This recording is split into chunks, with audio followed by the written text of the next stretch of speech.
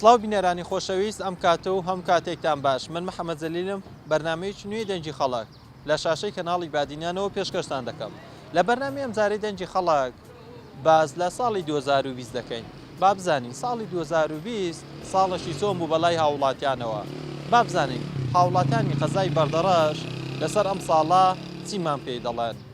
فەرمونون بینەری ئەم بەرنامەیە بن.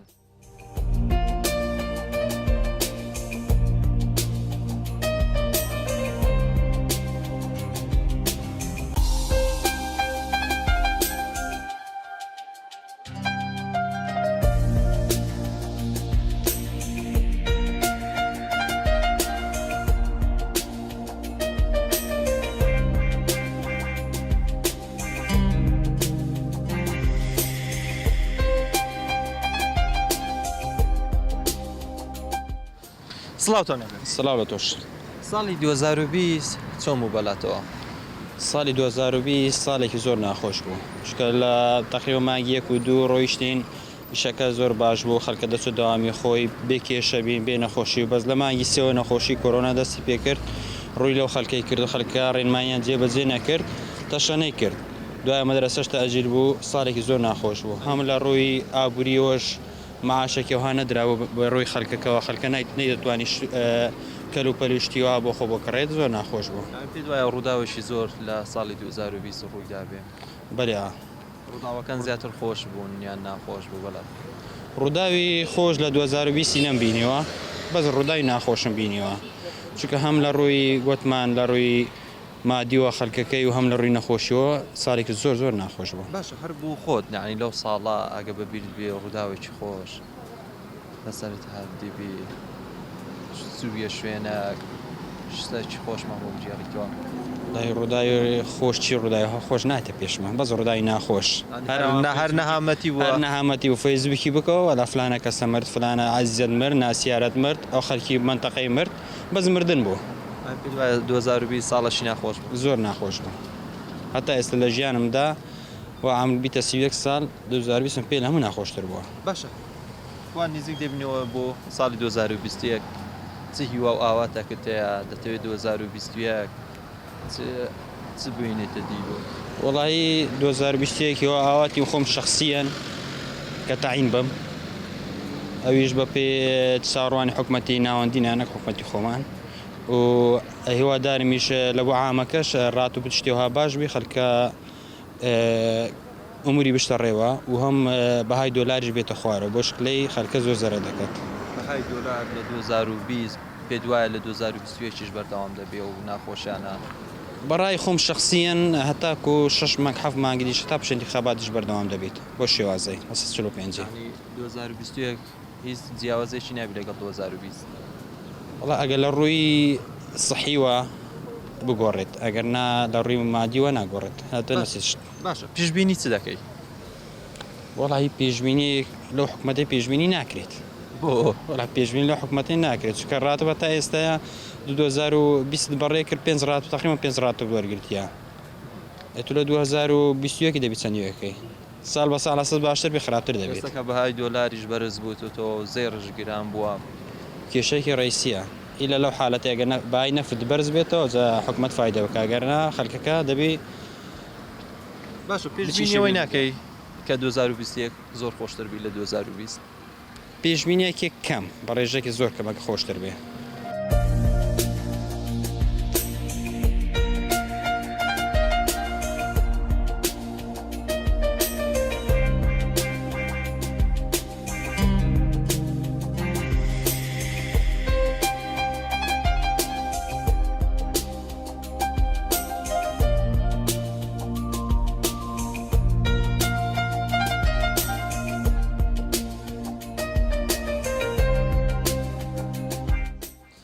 سڵاوتانێ سلااو لە بەڕێستان خۆش بیت. ساڵی 2020 ساڵێکی چۆن بوو بەلاتەوە؟ ساڵی 2020 ساڵێکی پڕ نەهامەتی پڕ ناخۆشی پڕ بوو لە خەم و خەفەتی سەرجەم خەڵکی کوردستان بە تایبەت اینجا عێراق بەداخەوە کە لە 2020 تووشی قەیرانێکی ئابووری دارایی بوون بە هەمان شێوە کە گەیشتە کۆتایەکەوە نرخی دۆلار نرخی زێر بەداخەوە کە بەرز بووە تەئسیری لە خەڵک کرد لەبەر ئەوەی گەنجمان هەیە ئێستا کە دەیەوێ ژن بگواستەوە کە ناتوانی بەهۆی ئەوەی کەوا نرخی زێر بەرزە ناتوانی ژن بێنێ و بەداخەوەش کات دەبینین معاشەکەش ئەوە ساڵی 2020 کات تاکو ئێستا 5 مەعاش درراوە جێگای داخەکەەوە وەکو چ ساڵانی ڕابردوو ئێستاکە دەبینین هەمووی پاشەکەوتە. باشە ساڵی 2020 پێ دوایە ساڵێکی پڕ لە نەهامەتی و ناخۆشی و ڕووداوی ناخۆشە. بزە بێت کە ساڵی 2020 هیچ خۆشیێک لە کوردستان نەبیندراوەتە باسیش کە باسی خۆشی 2020 ناکرێتن لە هەر شێک بپرسی یعنی هیچ خۆشیێکی نییە لە تەنها خەمیەیە ڕووداوی خۆش ڕووی نەداوە ڕووداوی خۆش ناوەڵی هیچ ڕووداوی خۆشمان نەبینیوە دڵخۆشی هاوڵاتیان بی باوەڕ ناکەم هەیبی نیشە. باشە وەکو خۆت چ ڕووداوی خۆش لە 2020 شتێکتە بوو لەو ساڵەیە بە خوددایە من یعنی چۆن وڵا هیچی وام نەبووە بلێم ڕووداوی خۆشم نەبووە لەگەر کەسە هەر ناخۆشی بووە بەخوای ناخۆشیەکە چیە ئەوەی هەردەم مێشکمان ئارام نییە ئەنی کە تو دەبینی ئێستا کە من ئێستا سەیرم کە جلوبەرگێکی جوانم لەبەرە لەوانەیە بلێ کابراایە زۆر دڵخۆشە بەڵام نازانیت لە ناخمدایە باشە دڵ ناخۆشیت و دڵعازیت و خەمباریت و لە چیدایە وەڵای لەو وەزعی ئێستادایە خەڵک پارەت نەبێم کەسێک دڵی ناخۆشە. پێشبینی چ دەکەی بۆ ساڵی نوێ چ ڕووداوی خۆش ڕووداوی ناخۆش دەڵی چی دەڵێ لە ساڵی نوێ 2020 ساڵی 2021 ئەگەر بە هەمان شێوەی ساڵی 2020 بڕواتن بەداخەوە ئیشەڵا قەت نایبینین 2020 بڕۆ نەیگەڕێتەوە هیوادارین لە حکوومەتی ئەرێمی کوردستان و لایەنە سیاسیەکان بتوانن لەگەڵ حکوومەتی عێراق ڕێک بکەون بۆ ئەوەی بژێوی ژیانی خەڵکی هەرێمی کوردستان دابین بکەن بتوانن ئەو فەرمانبەرانەی کەوال لە ساڵێک 5 مەعاش وەردەگرن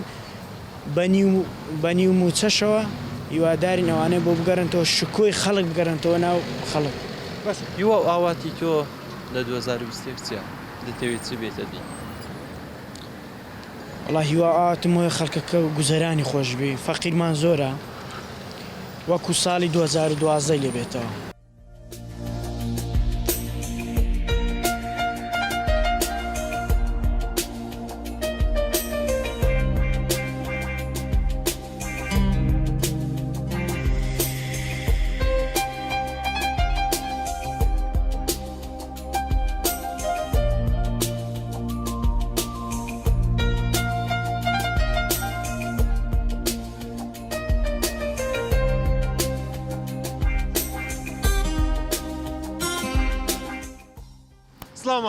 سڵاو جارەکەم حیات بەخێر بێ 2020 ساڵێکی چۆم و بەلاتەوە وەڵام مامە 2020 ساڵێک بوو پڕ لە کارەسات باقەتەن لە سەرەتای 2020ەوە ئیتی ئەوە نەخۆشەی کۆرۆنا و ئەوانە هات و بەڕۆیی خەلکی گرت و خەلکەکە بێژ بوو بێ کاسابەت بوو لەسەرەوە بێ کسابەتەوەش لە ململانەی سیاسەکان ئیتر بەری خۆیاندا کوردستان و خەلکی کوردستانیان معیوس کرد لە پارە و لە موچەیان و دەوڵەتی کوردیش ئەوەی لە توانای بوو کردی بەڵام هەر ئەوەندە بوو ئیتر بۆ خەلکەکە بۆ کارەسات بەڕاستی بێ ئیشی بوو مەحتەلی بوو نەبوونی بوو ساڵێکی ناخۆش بوو 2020 بە من وەرایە ساڵێکی ناخۆش بوو ئومیدوان وایە ئینشەڵا ساڵی داهات و ساڵێکی پڕ لە خێر و بەرەکەت بی بەڵام بە حقیقەتەن و ئینشەڵامیش هیوا خوازین کە پڕ لە ئومێد بیتن بەڵام بەڕاستی 2020 لەبەر ئەو کۆرۆنا و نەخۆشیەکان دنیا بە عام ینی بەگشتی زیانەکە تووشی کارەسات و اقتصاد و ئەوانە هات. باشە پێشبینی دەکەی ساڵی 2021 ساڵێکی پڕ لە خۆشی و یاخۆت پێشبینی ئەوەی دەکەی ڕووداوی زیاتر ناخۆش ڕوودات وڵا ئومێدمان وایە کە ساڵێکی خۆش بیت هەرچەندکەوا دیسان دەرێن کۆرۆنای جەدیدی جاتەوە نازانم کۆرۆنای 20 نازانم چی بیت پی پێ دەرێن ئەوە شاتۆتەوە ئینشەڵا ئەوەش زوو چارەسەر دەکرێت واکسێنوانە و خەلکەکە ئیتر هەچەند کە خەلکەکەەوە لێ ڕاهات بەڵام پاجا پێناچی توش بەو شێوەی ئەوەندە خۆشی بی لەبەرە و نەخۆشیە و لەبەر خاستەتەن قەیرانی عێراق تووشی قەیرانی دارایەکی زۆر هاتووە ئومێدەوارین کە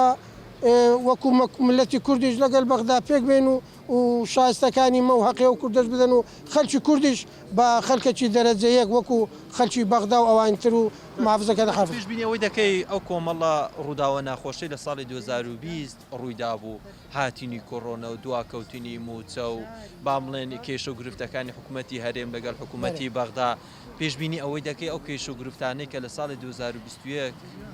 چەند ڕۆژێکمان ماوە بۆ 2021 ئەم ڕووداوانە کۆتایی پێبێت و خەڵکی هەرێمی کوردستان تۆزێک ئیستراحەت بکەن. وڵی بەڕێی خۆم پێشبێنی ناکەم چونکە ئەمە لە قەدیم و کورد لەوەتەی هەیە ئەو غەیری کوردەکان بابرێن هەر دایمان لە فکریەوەی بوونا کوردی بچەوسێنەوە نایاندنێ ئیمکانیاتیان نەدەنێ ئێستا چاویان بە سەرکەوتنەکان و بە گەشت و گوزار و بە جوانی و خۆشگوزارانی کوردستانەوە هەڵنایە بۆیەش پاران نانێرنەوە بوو لە ئەندامە پەرلەمانێکی عێراقیش پێم وایە محافەزەی زیقار بوو ئەندامیوان بوو گوتیە وەرە فەرم و ئەوەندە پارەی دەدەنا کوردستان وەرە بدەنە زیقاریش هەرچەندکە ئێمە خزمەتی خەلکیمان کردیا ئێوە کوردستان تەقسیریان نەکردیا بەڵام ئەو ململانەی سیاسە وای لێ دەکات کە هەرگیز دلی کورد بەوەی خۆش نەبی کە ڕووی لە بەغدا بکات و یان لە گەروان باش حەز دەکەی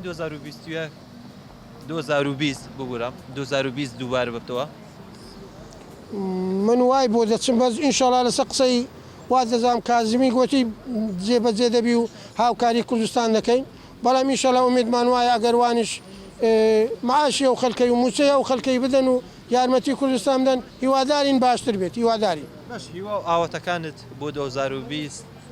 چه هەیە دەتەوێت 2021 چ ڕوو بدات چ شتێک بۆ بێتە دیت وەکو شەخسی خۆت من وەکو شخصی من کابراایەکەم وەکو ئەو خەلکەی یەکەکەم لەو گەلەی حەز دەکەم کە گەلی من ئەگەر خۆشەویست بوو گەلی من ئەگەر پێشکەوت و گەلی من ئەگە معیشەتی گوزەران و خۆشی بوو ئیمش لەگەرەوانە بۆیە پێم خۆشە ئینشەڵا کوردستان لە خۆشی و گوزەرانی خۆش دابی موچەکانیان دابین بکرێ و ئەوەی ژیانە بێتەوە سکاری خۆی ئەو ئێش و بەلای کە لەسەر هەموو دنیاە بەتایبەت لەسەر کوردستانیش نەمێنێتن ئینشاڵڵا.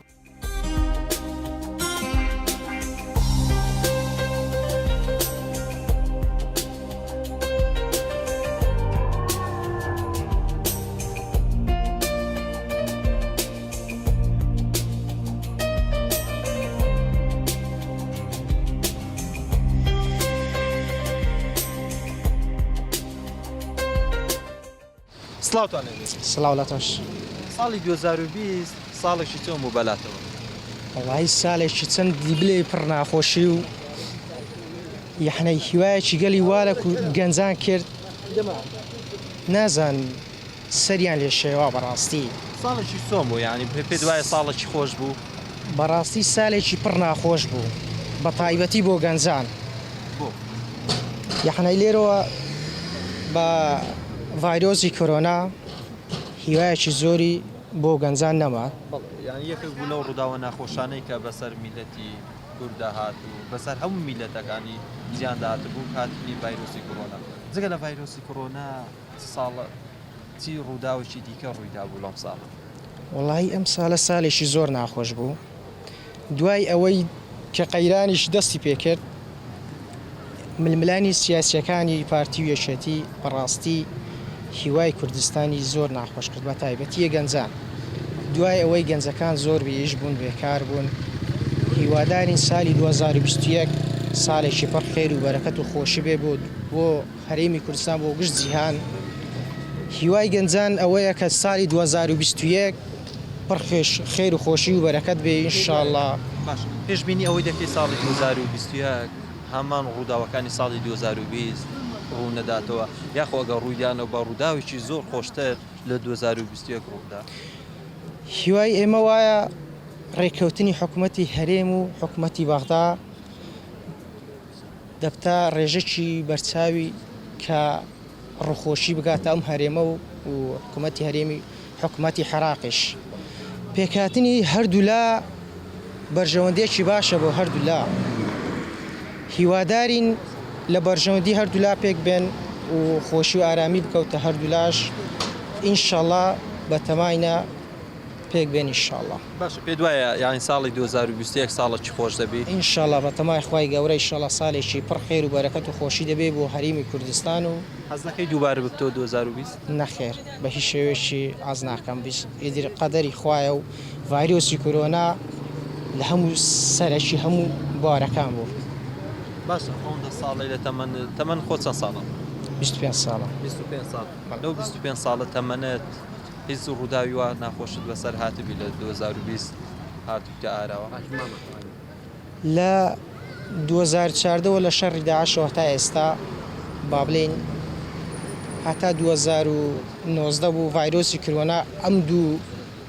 ئەم دوو ڕووداوە بەسەر هەرێمی کوردستاندا هات زۆر ناخۆش بەڕاستی ئەوە کارەساتێکی هەرە گەورە بوو لە هەرە کارەساتەکانی هەرێمی کوردستان. باشە پندێکی کوردی هەیە دەڵێ ساڵ بە ساڵ خۆزگەم بەپات پێ دوایە ئەم پەندە لە 2021ش دووبارە بڵێنەوە ئیشەڵا نایبینەوە بە تەمای خوای گەورە ئیشەڵا ئەم بەندە لەبیر دەکەین.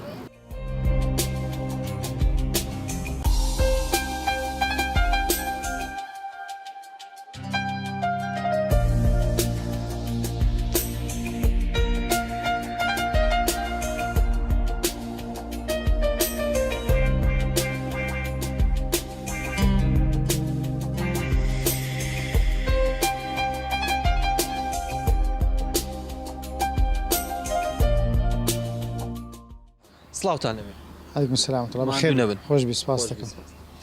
2020 ساڵەشی چۆن بوو بەلاتەوە والله پڕ لە قەیران زۆر ساڵێکی زۆر ناخۆش بوو بۆ لەبەرەوەی ئەو بینیمە بەرچاوی خۆمان چەندەها شەهید لە لای سلێمانی درا لە بابرین ئەو مزاهرە کرا حکومت نهاتە سەخات هەتا ئێستا کە حکومت معاشی ڕبع معاشی داتن بازارەکە زۆر سستا ئەنەی لەو پەڕی ناخۆشی بوو پێ دوای ساڵ 2020 ساڵەشی ناخۆش بوو زۆر ناخۆش بوو تاکیدم ساڵی 21 هێشتا ناخۆشتر دەبێت سەبارەت بەو حکومەتەی بۆ لەبەرەوەی معاشی نادەن ئەو مۆزەف و ئەو دەسەڵاتی معاشی نادات باشە لە 2020 ڕووداوی خۆش بەلاتەوە ڕوویدابی بەلاوێتەوە خۆشببی بیرهاتنە شتێکی خۆش یا خۆت ڕووداوی ناخۆشت بوو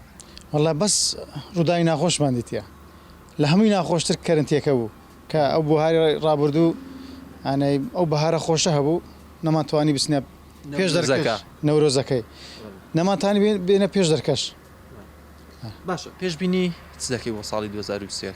والله احتیمال هەیە قەیرانی زیاتر هەبیت چکە ئەوها بڕاتن قەیرانی زۆر خراپترش دەبیتن وەکو 2020مان بڕی خراپتر دەبیت 2021 باشە پێشبینەوەی ناکەی ئەم ساڵە ساڵی داهاتوو ساڵێکی خۆشبی بۆ خەڵکی هەرێمی کوردستان وڵی تەمەنا دەکە ئینسان دەبی گەشتبین بیت بەس هەن ڕەشبینیمان دیتە وەکو بڵێ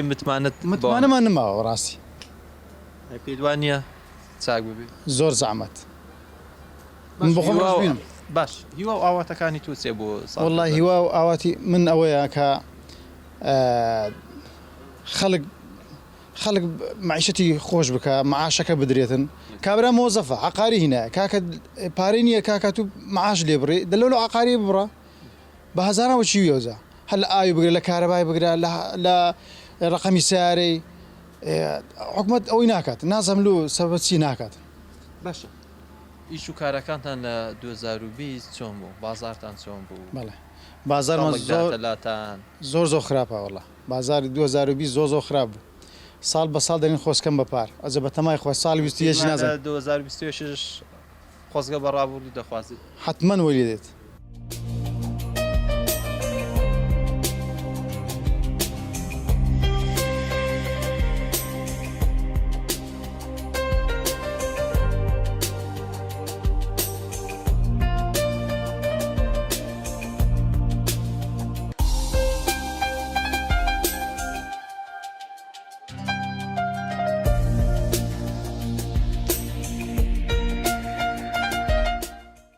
سڵاوتان لەبێ سڵاو بەڕێز ماندوو نەبێت. بەڕێز برای خۆشەویست ساڵی 2020 ساڵەشی چۆن بوو وەکو گەنجێک بەلاتەوە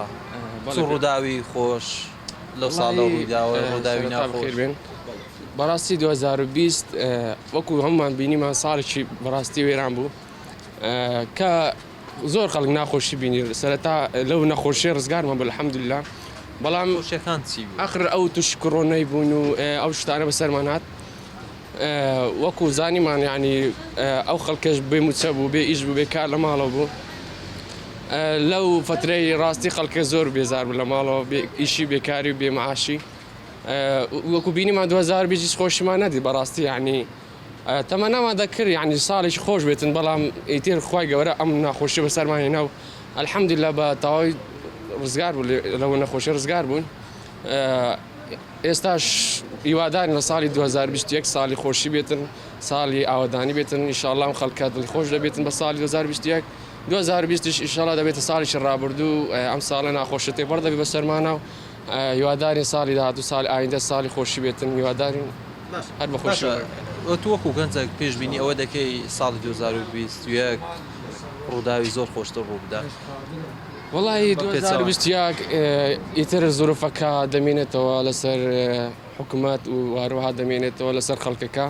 ئیتر ئەبارە دۆخەکە وەکو بینیمان لەسەر ئیش و کەسابەتی ڕۆژانەیە بێگومان ئەگەر معاشێک شتێکیەوە ئیش و کەسابەت هەبێت ژیان زروف خۆشتر دەبێتن بێگومان ئەم خەڵکەش بێزار نابێت و ڕوو لە دەرەوە ناکاتن ئیتر بازار خۆشتر دەبێت و ژیان خۆشتر دەبێت لە پێشتر هیوادارین 2021 ساڵی خۆشی بێت ئینشاءالله وەکو ئەم ساڵ لێنێتن 2020 بەڕاستی ساڵێکی ناخۆش بوو بۆ هەموو کەسێک دەگوترێت ساڵ بە ساڵ خۆزگە مەپات پێی وایە لە 2021 ئەم پەندە دووبارە بکەینەوە هیوادارم ئەم پەندە دووبارە نەبێتەوە ئینشاءالله ئەوش دووبارە نابێتەوە بەڵام ئەم پەندەی دوو ڕاستە بەس وەکو بینیمان ڕاستی هەر حەز ناکەین بگەڕین ئەو ساڵەکە ئێستا بینیمان و وەکو چۆن تێپەڕین بەم ساڵی 2020 لە ساڵی 2020 ئینشاءالله ئایندەیەکی خۆش و گەشاوە دەبێت بۆ هەموو لایەکمان و ساڵی خۆشی دەبێتن ئەم ناخۆشی بەسەر میلەتی کوردان دووبارە نابێتەوە ئینشاءالله هیوادارین 2021 ساڵێکی خۆش دەبێت و هیوادارین هەر ئەوە بەردەوام بێتن.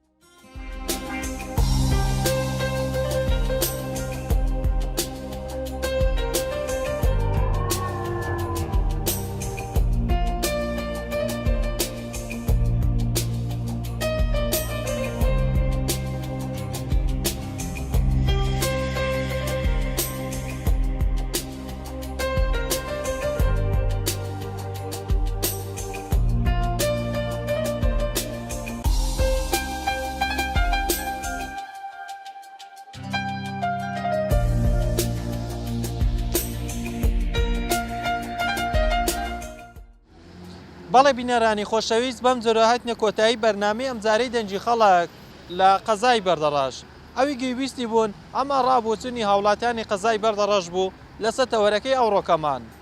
سپاسی ئێوە دەکەین کە بینەرمان بوون سپاس بۆ یارمەتی دەرم جەلال گۆران کە وێنەکانی بۆ ئێوە گواستەوە تا بەرنامەیەکی دیکە و تا بابەتێکی دیکە بەخوای گەورەتان دەسپێرم خواتان لەگەڵ